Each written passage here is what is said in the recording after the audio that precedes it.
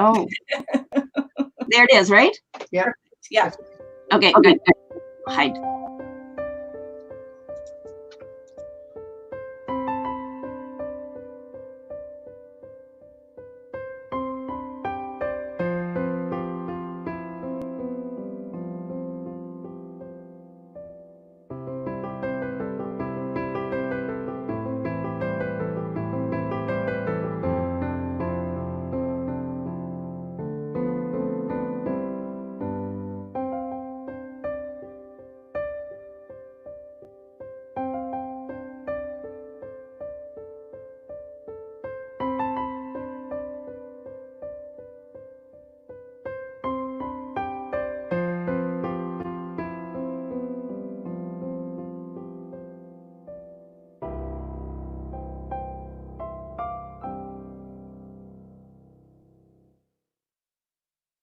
I have come here seeking freedom. I have come here seeking peace. I have come here to go deeper into the truest part of me. And it's here, in this place, where I can see it on each face. It's here, where we are, I can feel it in my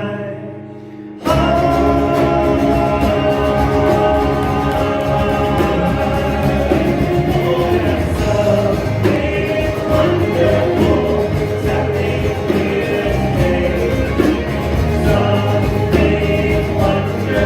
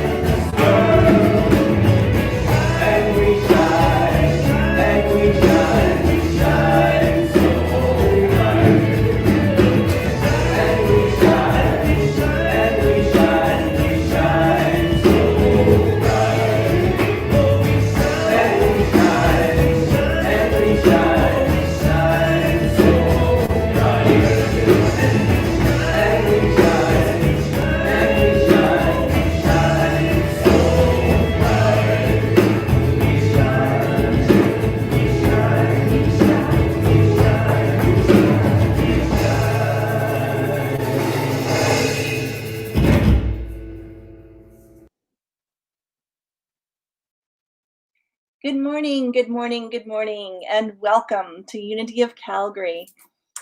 And I would love to be seeing your shining faces in person here this morning. And I'm delighted that you've joined us online. Whether you are part of our community or you are brand new, a very warm welcome to you. My name is Susan Cullen, and I'm part of the spiritual leadership team here at Unity of Calgary. And I am delighted that you are tuning in and joining us this morning. The most important thing that you need to know is that wherever you are on your spiritual path, you are always welcome here at Unity of Calgary. Let's begin this morning by going within with an affirmative prayer. I invite you to gently close your eyes, to take a deep breath in, and to center your presence into your heart, bringing yourself present to this very moment. For on this beautiful morning, we come together to remind each other and ourselves about the truth of who we are. Divine, magnificent, creative human beings who are here to love, to live fully embodied on this planet. And as we center ourselves and our consciousness in love, we open the possibility for all of humanity to join us. We stand and we walk and we live from this place of love and know that no matter what, we are magnificent and important. And so it is.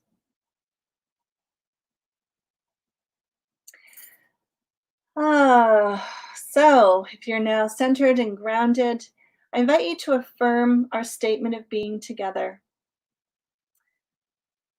We are here as love to celebrate the one power, the one presence in our lives, in this community, and in the universe.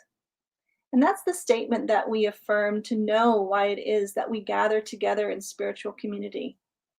It's just so much more affirming and easier to stay in that place of love when we do. And I'm very excited today because our daily word reader is our very own treasurer, Cecil Wontner. Thanks, Cecil. June 28th, 2020. This morning's subject is will. Spiritual understanding guides my will. Each day I use my will to make decisions, big and small, that affect the quality and direction of my life.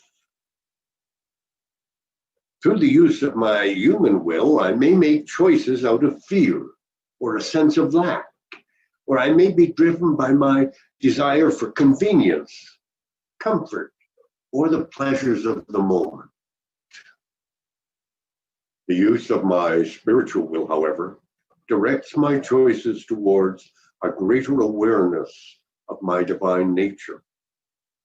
As I grow spiritually, I use my will to shine my Christ light even more brightly.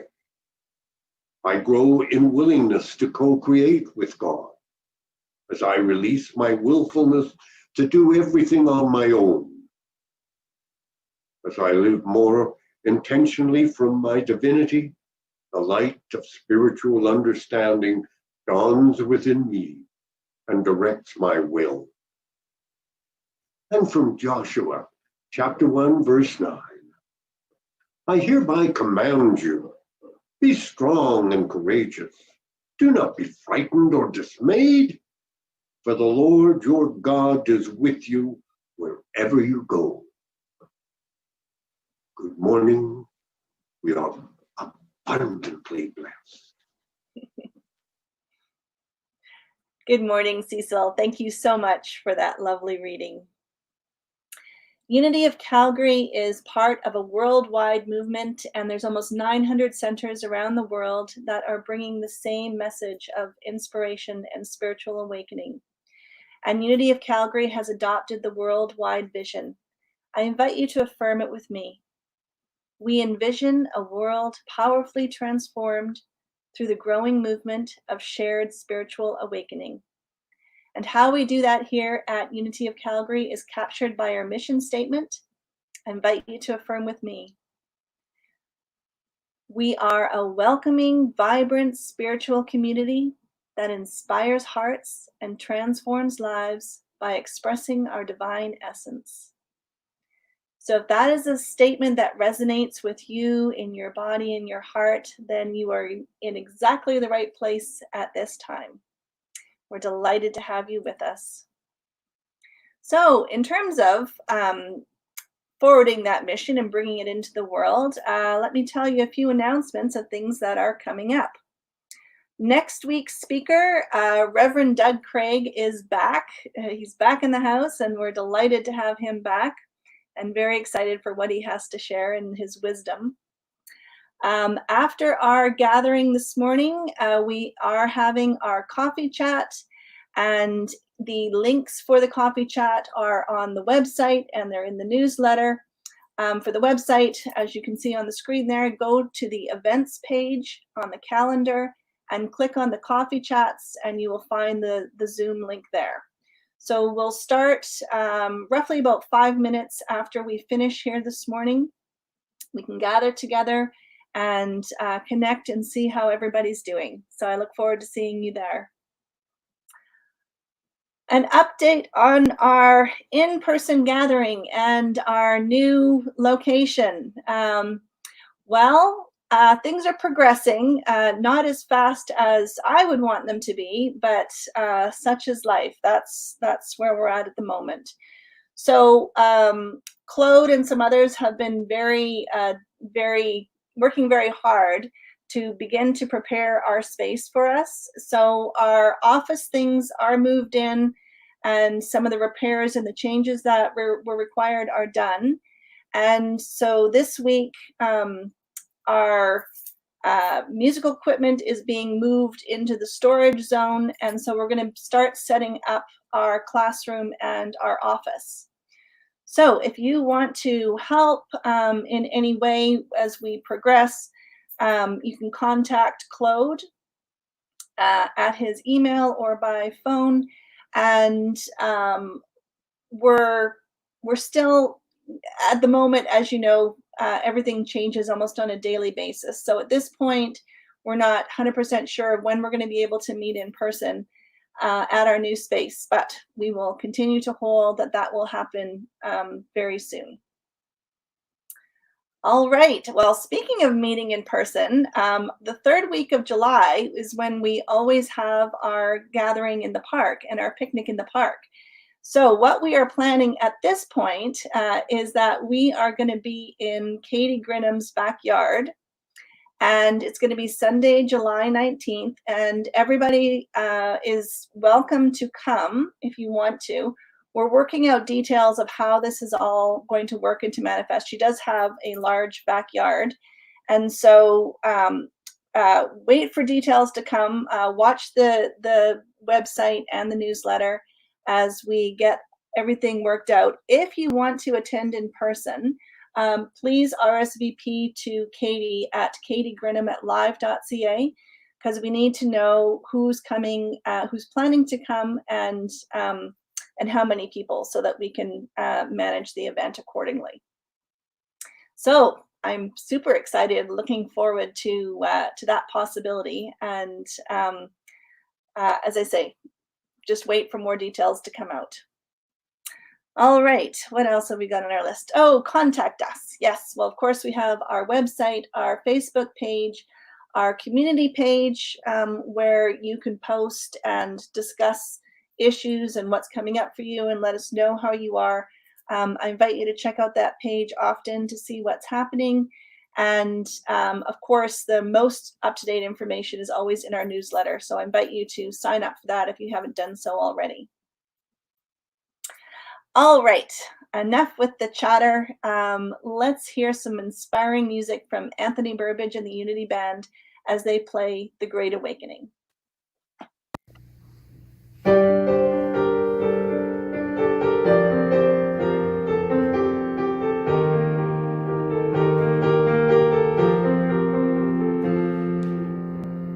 When you were born, your life's work was placed in your heart. And somewhere within, you've always known who you are. So don't let the world guide your life. Follow the voice deep inside your heart. Though the universe asks for your hand in this dance, you can still choose to go your own way. You can choose to let go to the dance of your soul. You may find that you're more than you thought you were.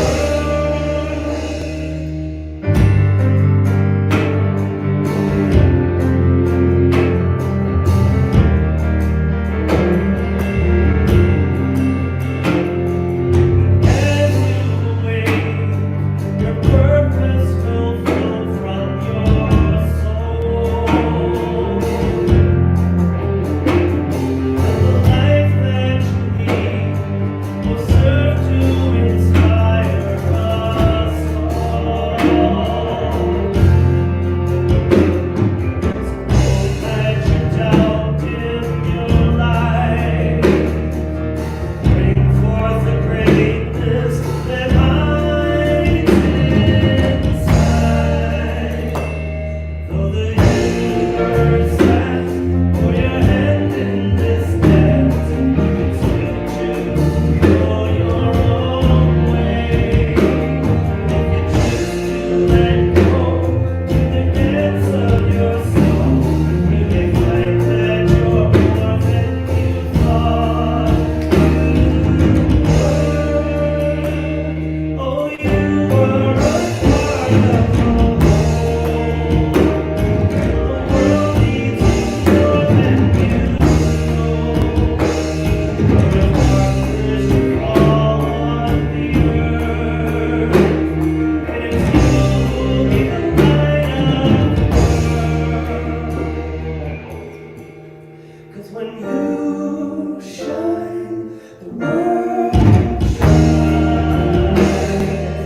You are a part of a great awakening.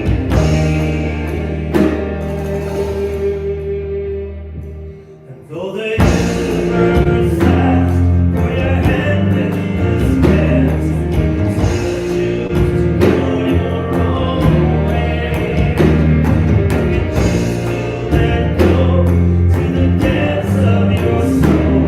You may find that you're more than you thought you were. 'Cause when you shine, the world shines. You are a part of the great awakening.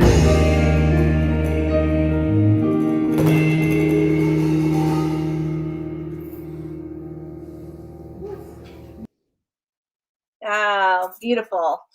One of my favorite songs, written by Anthony Burbidge, our musical director. Well, today we have a great treat for you. Our speaker is Reverend Sharon Ketchum. And if you've been involved in Unity for any length of time, you will have run into her in some way, shape, or form. She's been a Unity minister for 21 years, and she served at Unity of Kitchener for 16, which I think is perhaps the first place that I met her. She's now in her 5th year at the Unity Spiritual Center of Lansing in Michigan.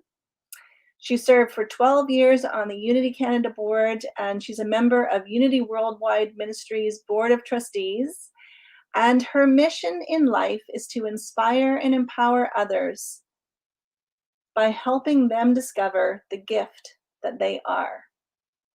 We are truly blessed to have Sharon here for this morning.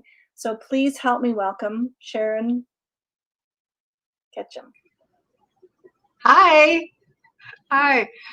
I can't tell you what a joy it is to be here. I've been trying to get to Canada since they closed the borders because my grandkids are in Toronto and they won't allow me in. So something just resonates with me to be able to be in Canada and be in Michigan at the same time. It's kind of fun. Of course, a lot of us here in the States, we've been, I think, maybe even a little more quarantined than you were in Calgary. And we've been doing a lot of reading. And one of the books that I've picked up over this time was a book called The Five Invitations. And what the tagline on The Five Invitations is, what death can tell us about living. And death has been such a prevalent topic around the world with the pandemic, and also in the States with the George Floyd death, and a number of different deaths through police brutality, that it just seemed like a very pertinent subject to start talking about and thinking about what death can tell us about living fully. So just to give you an idea, like one of the things we know that we all have a limited time on this earth. So don't wait. If we want to live a fulfilling life, we need to go ahead and do it now, and then we won't have any regrets at the end of our life. Or another thing death teaches us is that life experience is about everything. It's about all of it. So it's about welcoming in everything we experience in life, not pushing anything away, because that's what it means to be human, to have all these different life expressions. Some of them are fun and joyful, and some of them hurt and they're heavy, but all of them really go to grow our soul. So today what I want to talk to you about is what's called the third invitation, to bring your whole self to the experience. And let me give you an example of what I mean by that. Okay, a lot of us during the pandemic have been doing puzzles to keep busy when we've been quarantined. And I remember as a kid in the family, somebody would always steal one piece of the puzzle, so the puzzle was never complete because they wanted to be able to put the last piece in and said they did the puzzle. Well, picture yourself if you were a three-dimensional puzzle. You know, these wonderful three-dimensional puzzles, and you had all these pieces and you were going to put yourself together. And you might start with something familiar, maybe your ears or your eyes. I mean, your eyes are windows of the soul, so you might start there. And you're going along and okay, this and that, and then you come across a piece. There's a part of you that has a fear about things. There's part of you that feels pretty worthless in this area of your life, so you just kind of throw that piece away. You don't put it in, and if you keep taking out all those pieces of things that don't measure up to what you think your perfect images that you want to put out there to the world, pretty soon you're going to be totally unrecognizable. Okay, another way of putting it is my Mr. Potato Head here. This is Mr. Potato Head Pirate, and in order for him to be a pirate, here's a sword. He kind of needs all these little special things that says he's a pirate, but I say, or his hook there. Okay, so he's not going to have a hook hand. I'm going to throw that away. And you know what? This nose is awfully big. That's like maybe part of ourselves that, geez, I don't like it sometimes when I'm too loud and boisterous. I don't like that part of myself. I'm going to throw that away. And oh my goodness, there's a patch over his eye. He doesn't have perfect sight. Well, I'm going to take that part off. I don't want that part to be part of it because it's like that part of me that makes mistakes. I don't want people to understand that I don't have perfect vision, that I can't see all the right things. Oh, geez, these ears, they're way too big and ugly. Get rid of those. Yeah. There you go. Get rid of that. Okay. I mean, those ears, those things that we hear that kind of take up residency within us, those erroneous thoughts and ideas. We just don't want to let anybody know that we're not spiritually perfect, that we're not these marvelous human beings. We're going to put that back in our puzzle. And then, oh my goodness, look at his mouth. He's got a space between his teeth there. That is way too imperfect. I don't want that to be part of it. There's places in me that Yeah, I don't have everything covered. There's gaps in my knowing and that gaps in my experience. So if I take all those things off and, oh, wait a minute, what about this ugly hat? This is way out of fashion. Get rid of that. So what do I have left? I don't know, this brown blob with maybe some arms and these black things on its bottom. Well, the same thing with us. If we let off all those parts that don't make us perfect, or parts that we're embarrassed about, parts that are still maybe a work in progress, if we leave out all those parts, we're no longer us. It's really important that for us to be a part of life, a vibrant part of life, that we bring it all. We bring the imperfection, we bring the weak parts, we bring the strengths, we bring the courage, we bring the fear, we bring it all and put it on the table. Because we need all those parts to deal with what's happening, what's going on in our world. I mean, even with skills I have, it just sometimes seems overwhelming. And if I didn't have all of myself here, I can't even imagine what parts I leave behind that wouldn't ultimately help. Maybe I don't know why. And so as we have all these parts, we also have these different roles that we play in life. We may be the role of mother, sister, teacher. We may be the role of neighbor. We have these just roles that we take on, and knowing that every role that we take on is a choice. And when we make a choice to play a certain role, we're always also making a choice not to play another role. And that's fine, as long as we don't get so caught up in these roles that we put on to kind of incorporate all these little separate puzzle part pieces to us into one under this role, to understand that that still isn't us. This is a role that we put on. This is a choice that we make. Ram Dass says, don't be a role, be a soul. Be a soul. We want to bring our whole self to this life experience. We want to, the blemishes and the perfections, we want to bring it all. I have a favorite little quote. The first time I heard it, I think it's a Ukrainian saying. It says, not my circus, not my monkey, which I have remind myself of periodically, to not take on things that aren't ours. And sometimes we take on a role, we're taking on things that aren't ours and assuming that's who we are, and that's not true because it's just an idea. But there's an ancillary kind of statement that I read about that. Monkeys must be on my mind this week. And it says, don't sell your soul to buy peanuts for the monkeys. Don't sell your soul to buy peanuts for the monkeys. Now, to me, that means don't take parts of myself and throw them away so that I can feed that monkey mind, all those little thoughts that go in there, all those little worrisome things that goes on. The one that tells you, oh, you're a really bad role model, or you're a good role in this. All those monkey thoughts. Don't give up any piece of your soul to feed this monkey mind that's jumping around. And as we talk about these roles that we agree to, that we kind of put on, it's like put on a jacket. It's just something that we put on. It's not us. They do play an important part of our life because they help us to kind of be predictable, knowing what's expected of us, what's another thing that we might do in our journey. And our skill levels change as we go through life. When the first half of our life, we really need to take on the role of builder and family maker and homemaker. And it seems like in the second half of our life, we might take on the role of inward seeker, explorer. We just have different needs. And so a reminder yet again, the role is not good or bad. The only thing that can ever be good or bad about it is over-identifying with it and forgetting who we are.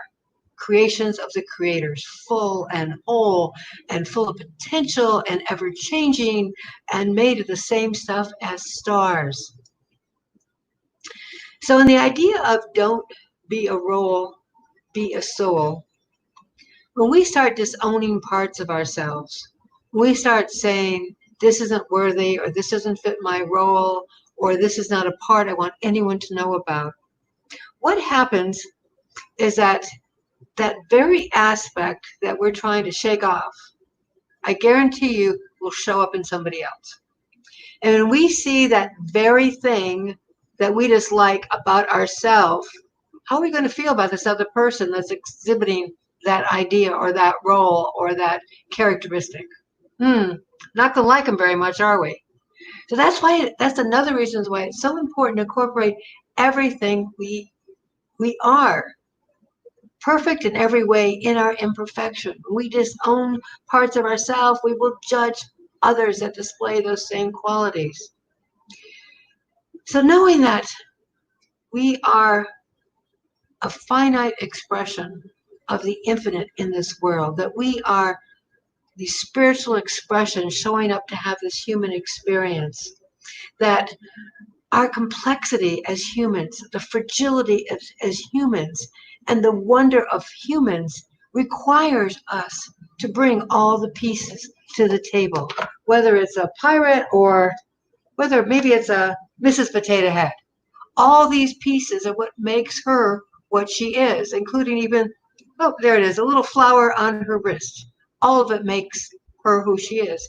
Just as with us, all those parts of ourselves, the times that we failed, the times that we succeeded, the times that we've come up with a new idea, the times we were stumped and we couldn't solve the problem, that all goes in together in this incredible web of our personality that is also the web of that greater thing to all of humanity all around the world. Part of it is learning to be able to sit in the pain. You see, our roles and those parts we don't want usually have to do with things that make us uncomfortable. And to really have the human experience, we need to learn to have a way where we can sit in the pain without being the pain, that we can observe the pain, that we have a tendency to wash it off. And sometimes in Unity, we are so focused on affirmative that we forget that there is a gift in those discomforting situations. We might say, okay, but tomorrow will be a better day. Tomorrow, don't worry about it today because tomorrow it'll all be better. Well, maybe it will and maybe it won't. But I have learned that pain brings with it a lesson, something that it can teach us, something that it can grow within us. We may not know it in the morning, but I'll tell you in the moment, whatever we resist does persist. So we're in a comfortable situation, whether we don't like the quarantine, we don't like the discussions about otherness, whether it be the indigenous people in Canada or the blacks in the United States. We don't like those conversations. The more we resist it, the more it's going to come up so that it can be healed. And of course, we don't go through this human experience of the solo voice. Well, maybe I'm the only one, but I have this incredible human critic. Yes, it's just this little voice that goes on in my head. Some of you may have noticed that little voice talking about you. And this voice compares me, praises me, demeans me, diminishes me, invalidates me, blames me, sometimes approves me, condemns and attacks me in so many areas of my life. Could be my appearance, could be my job performance, could be my choice of friends, could be my health, my diet. The list goes on and on. And this inner critic has some really powerful weapons. Fear, shame, and guilt. Works on me every time. Boy, I start feeling a little fear, shame, and guilt, and all of a sudden I just draw back. Okay, I'll be a human tomorrow, but right now I just want to be safe, right? I will try something maybe tomorrow, because tomorrow everything will be better. I don't want to have the pain and discomfort now. I don't want to feel guilty about this. I don't want to be fearful about this. I don't want to feel shame about this. And that inner critic is going, my way or the highway. You better do it this way. You better adhere to societal rules. You better adhere to what you're supposed to be, as opposed to responding to that soul call, that passion to explore, the passion to be imperfect, the passion just for something that warms you at the very inner core of your being. Could be planting a flower. Could be saying hello to a friend. It could be creating something brand new for our world. I don't know what it is for you, because for each of us it is ever so unique. And so we have this kind of ongoing battle with our inner critics, kind of like, don't rock the boat, kind of keep it peaceful here. And of course, as good Unity students, how many of us, when we can go to bookstores, go to that self-help section? And I love this idea. There's such an antithesis about a self-help section, because as soon as you go to self-help, you're saying, I have a problem that needs to be fixed. I have a part of me that, I'm going to take it off. I don't like this hat. Yeah, throw it away. We'll fix it with my self-help book. It'll tell me how to find the right and perfect hat, if you will. You know, whenever we get into this idea of blame or praise, doesn't matter whichever it is. These are just symptoms of something that's a need that's within us. It's a need to heal an underlying cause, to get out of that habit of self-judgment, because when we start judging ourselves, good or bad, we actually diminish our life force. And we allow it to steal our inner peace. It actually kind of just crushes our soul. It doesn't give us that freedom to fly, if you will. Our wholeness includes our brokenness. Our wholeness includes every variation of us, all that we've experienced this moment and all we're going to experience. Our wholeness is about moving from an either or, I'm either good or bad, I either have it right or I have it wrong, into both and. Yeah, I messed up there. I did well there. That's just how it is. Yes, I liked how I showed up there and wish I was more skilled in this situation. But I am both of those. I am both of those. And the more that we can accept both as us, it's not either or, the more not only will we connect with the oneness within ourselves, but we connect with the oneness with everyone. Because what we can see in others is simply a reflection of parts of ourselves, whether we own it or not. It's always going to show up there again. Now, some of you may have taken the 4T class with Stretton Smith. It's a prosperity class that is based on a 12-step program. You may have done a 12-step program for an addiction of some sort. And one of the steps is about doing an inner inventory. And when I did my inner inventory, I sat back and was amazed, because every one of my flaws, my weaknesses, were also my prouds or my strengths. Yeah, the thing of a hesitancy maybe to procrastinate to get something off really is another side of patience, allowing things to happen at the right perfect time.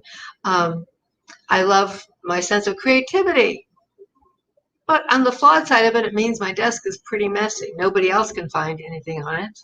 So once I started seeing this whole list that everything was on both sides of the column, was good and bad, and I really got, boy, that really gave me pause for thought. It's not like there's anything that can be thrown away. It's all part of the building blocks that really makes me who I am. Same way with you, who you are.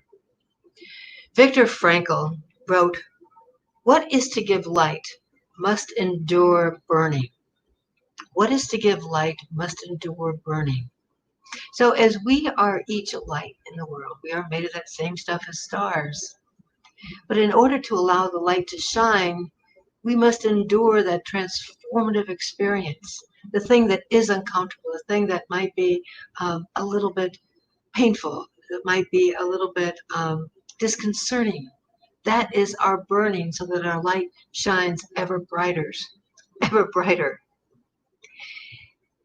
So as we go through this human journey, a lot of us really aspire to have this wonderful spiritual nature showing up in this authentic spiritual being, that we are working on our stuff, that we are really getting it together. And sometimes we think, oh, so yes, so then I will be like this all the time. I will be that calm, centered place, never shaken by the outer circumstances. And for some people, maybe that's it. For some people, it might be going up to a mountain and meditating. But an authentic spiritual practice, I think the best one we can ever have, is a simplicity of being ourselves, all of ourselves. Because this is the spiritual being having this human experience. It's not separate and apart, but it's being fully immersed in it. And as we are fully immersed, there's going to be times that things happen, throw us for a loop, things get canceled, we get frustrated, our best laid plans, our most ardent work gets thwarted in the end. And as I think of those things, it reminds me of one of my favorite religious paintings, and it's a picture of a raging sea, the huge waves coming up, and there's a fishing boat there, little wooden fishing boat, with sails, and Jesus is there sleeping against the post, and his disciples are panicked all around the boat. And as the story goes, the storm, raised up, and Jesus was sleeping because he'd had a long day of walking and preaching and healing and doing all the things that he was doing around the countryside. And they came over and they said, Jesus, are you just going to sleep there while we die, while we drown? Wake up, help us, help us. And Jesus woke up and he said, peace, be still. Peace, be still. And that is just such a powerful stop for me, that in the raging storm, that we all have that opportunity to say, those raging storm of emotions, those raging storms that are going to turn us over and feels like we're drowning. Yet that is an outer circumstance. At the core of our being, we have that ability to say, peace, be still. Peace, be still. So when these emotions come up, what do we do with them? Well, sometimes we repress them. We try to push them down. I'm not going to let anybody see me cry. I'm not going to let anybody see me lose my temper or get angry. And whatever we push down there doesn't go away. It stays there. It finds places in our body. On the other hand, we might express it. We might cry. We might, and boy, did you ever get one of those cries where you're just sobbing so much you can't even stop yourself? Or sometimes it's laughter, that you're laughing so hard you might wish you had a Depends on, or that might go. But there's a third way to deal with our emotions, and that's, for lack of a better word, contain. It's to experience the emotion, but to observe it, not to be it. Yes, I'm having this emotion of sadness, of grief. Yes, I'm having this emotion of joy. And to be curious about it, to observe it, and notice where it's happening in your body. Notice how you observe the world around you as you're having this emotion. It's about learning to live life in a way that our emotions are something that are certainly a reflection, a reappraisal of our life around us, something that we breathe into and enjoy and savor, because this is the juiciness of life. This is the truth of life. Buddha has a parable of the mustard seed, and it talks about this woman whose son has died, and he's only 8 years old. He shouldn't have died. And she is so torn, as you can imagine, mother being torn. And she carries her son from door to door asking for help, but the boy is already dead. And somebody took her to the Buddha. And she said, can you help me? Can you help me? My son is dead. And the Buddha says, yes, I can. But first, you must do a task. You must go to the households in this town and bring me back one tiny mustard seed. It was a common seasoning there. Bring it back from a house who has never experienced the grief of death. The woman laid down her son with the Buddha, and she went house to house. And of course, she spent the whole day going door to door. When she came back, of course, she had not been able to find a house that had never experienced death, so she had no mustard seed. But in that process of understanding that what she was feeling was not an isolated incident, not an isolated experience, that it was a human experience, she was able to come to terms with her own grief, not by repressing it, not by letting it take her over, but becoming the observer of it. And then she was able to bury her son with a joy of having had him, even as the grief of losing him at this time. Right now, we are hearing the cries of the world. We are hearing cries from all the countries as this pandemic sweeps over people. We are hearing the cries of otherness and inequality from just about every country in our world, where we have created this less than and greater than, that we've created a caste system of different names depending on the countries, but a caste system nonetheless. Like there's not enough good, not enough life to go around, so therefore we need some people suppressed so others can be greater. And as we hear those cries, our hearts are really asking, what can we do? How do we experience the fullness of life without adhering to these calls that we are hearing? It's been said that if you want to be happy, practice compassion. And if you want others to be happy, practice compassion. That in Buddhism, they talk about the wings of wisdom and the wings of compassion, and they must work together. That if we only have compassion, it'll be very sentimental, it'll be mushy. It won't really have an impact to change things. And if we only use wisdom, it's very cerebral, it's cold, it doesn't touch hearts. But if we can find a way to balance them together, it's like two wings that really allow us to fly into freedom. Compassion and wisdom, two perfect powers for us. The death teaches us that we want to experience it all because someday we will be beyond this human experience. So this week I really offer you the spiritual practice of being a role. Don't be just the role, be the soul in all that you do. Re-educate your inner critic, time for it to shut up and get out of the way, and to practice wisdom and compassion. And with that, we're going to take a little time to take these ideas into meditation. So I understand we have some great music waiting here in the chant. Am I correct in that? There we go.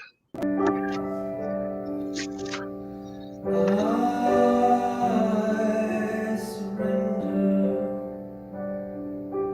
I trust and I know that as I surrender, I fall into the arms of love. I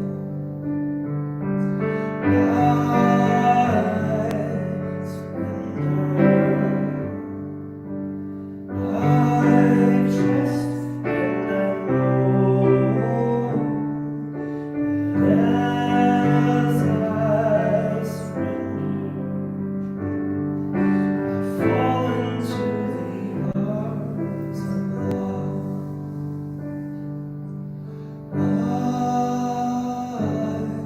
I surrender. I trust and I know that as I surrender, I fall into the arms of love. I fall into the arms of love. I fall into the arms of love.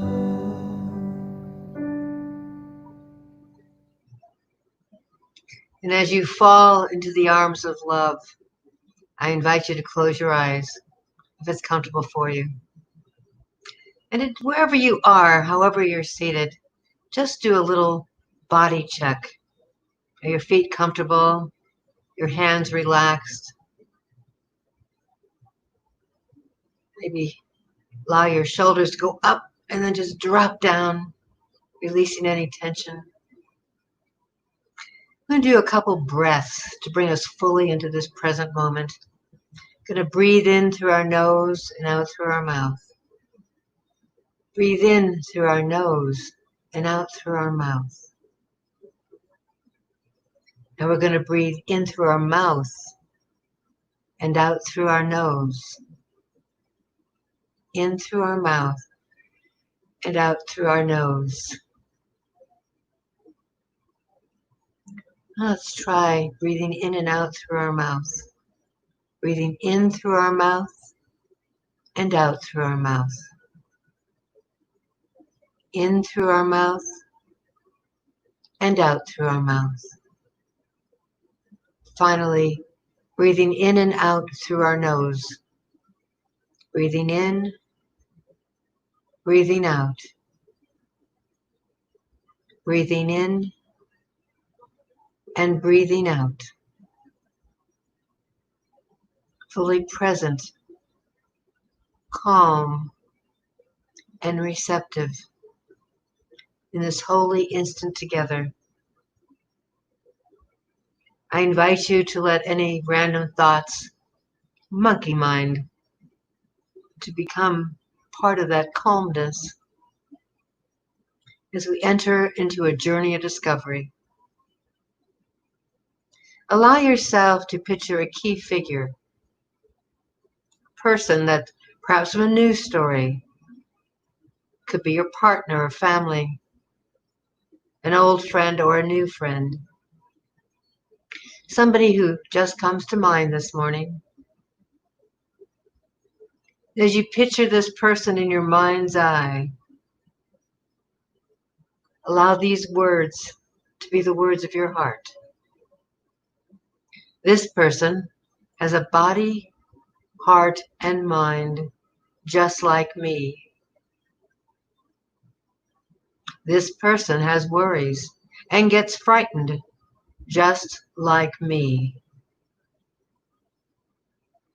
This person is trying their best to navigate life just like me. This person is a fellow human being just like me. Now allow a moment to have some benevolent wishes, blessings for the well-being of this person. May this person be free from suffering and its causes. May this person be peaceful and happy. May this person be loved. Take a deep breath and feel that connection. And so now we bring to mind an antagonist in our world. Somebody we may know, or a key figure from a news story. That person reflecting that part of us that we don't want to own. And as we bring this person to mind, we remember this person has a body, heart, and mind just like me. This person worries and gets frightened just like me. This person is trying their best to navigate life just like me. This person is a fellow human being just like me. And once again, we allow some benevolent, affirmative qualities to come up for that person. May this person have the strength and support to face the difficulties in life. May this person be free from suffering and its causes. May this person be peaceful and happy. May this person be loved. And one more time, let us bring to mind somebody dear to our heart. Remembering that this person has a body, heart, and mind just like me. This person worries and gets frightened just like me. This person is trying their best to navigate life just like me. This person is a fellow human being just like me.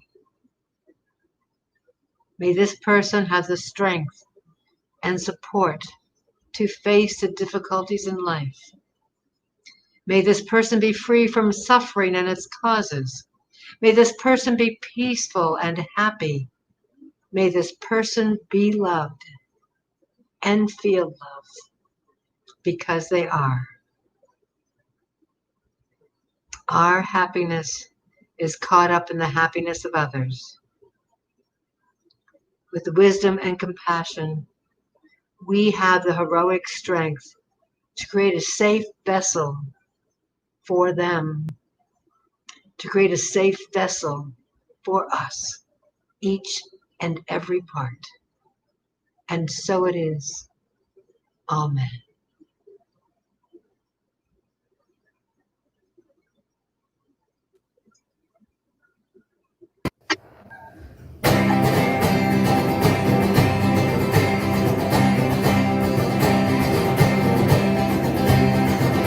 I can see laughter, or I can see tears.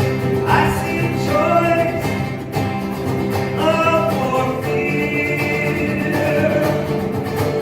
What do you choose? I can see peace,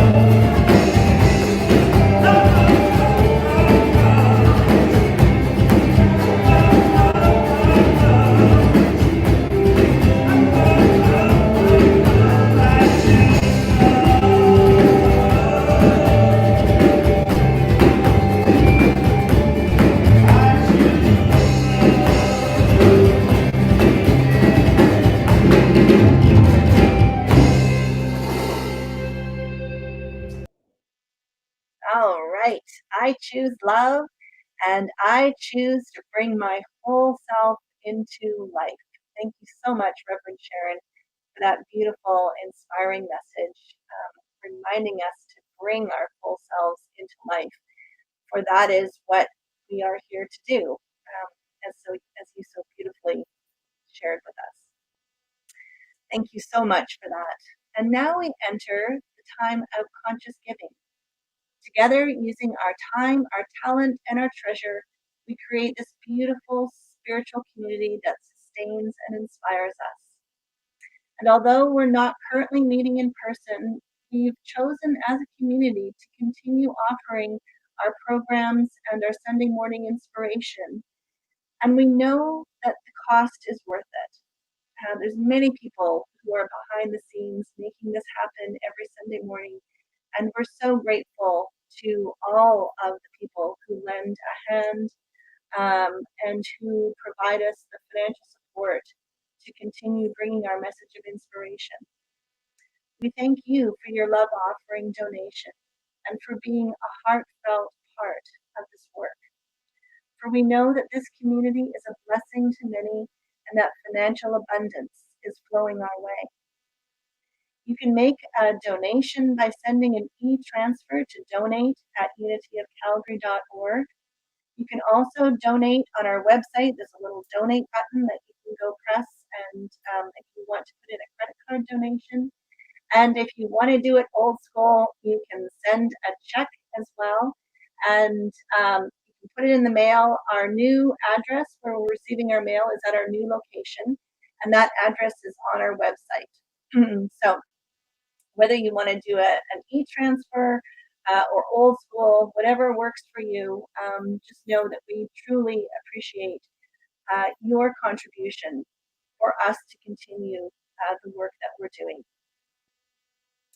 So I invite you now to affirm our abundance affirmation together. Divine love as me blesses and multiplies all that I have, all that I give, and all that I receive. And now let's listen to our offering song by Anthony and the band, Give with an Open Heart.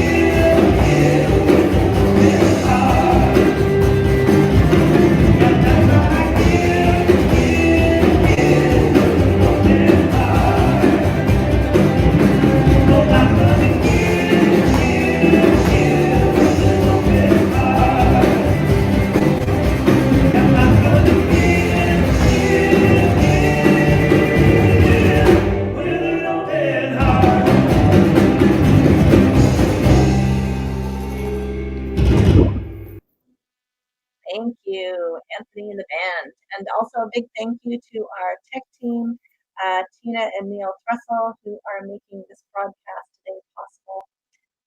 We are so blessed and so loved.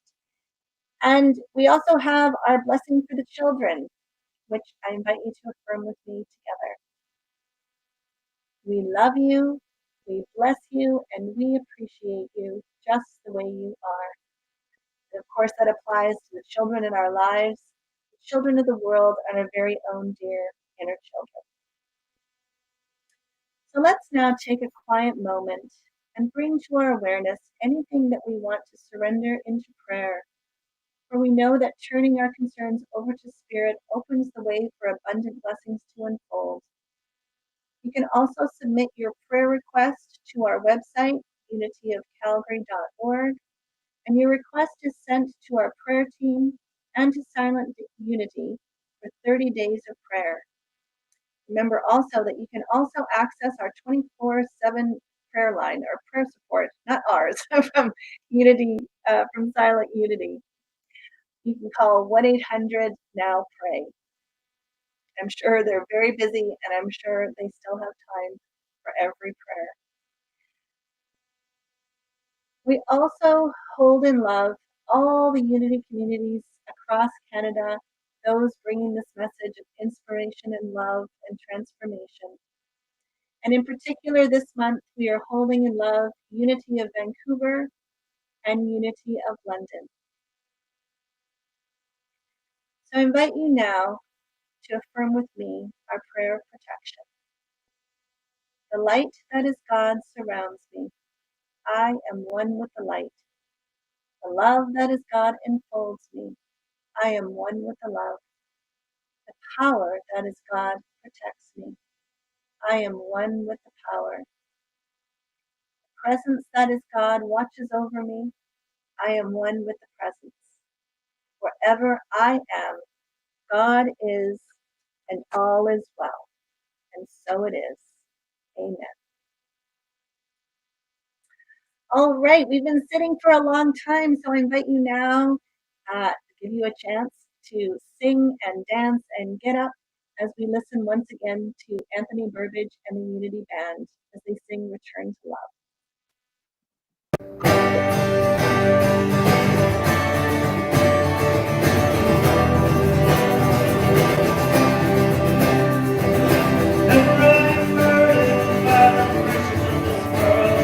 I return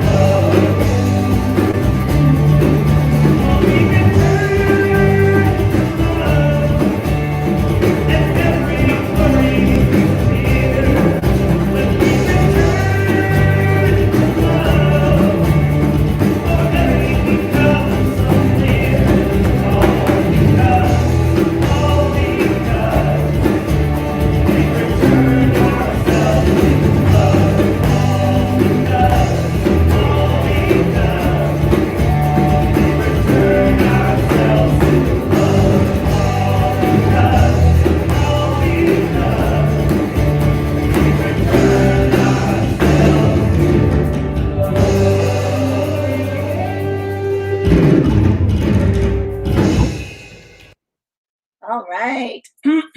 Thank you so much, Anthony and the Unity Band. Thank you for joining us here this morning. You might have noticed that there was a lot of talk of love here this morning because we know that love is the most powerful force in the whole universe. It is available to us each and every moment when we choose it. So as we get ready to finish our broadcast today, remember, if you want to join us for our coffee chat, our Zoom chat, you can go to the website to get the link, or the links were in the newsletter. We would love to see you and know how you're doing, and to have a chat and see each other virtually, if not, since we can't do it in person just yet. So as we say goodbye for today, we're going to send a wave of peace out into the world by singing "Let There Be Peace on Earth." Have a beautiful week. 1, 2, 3.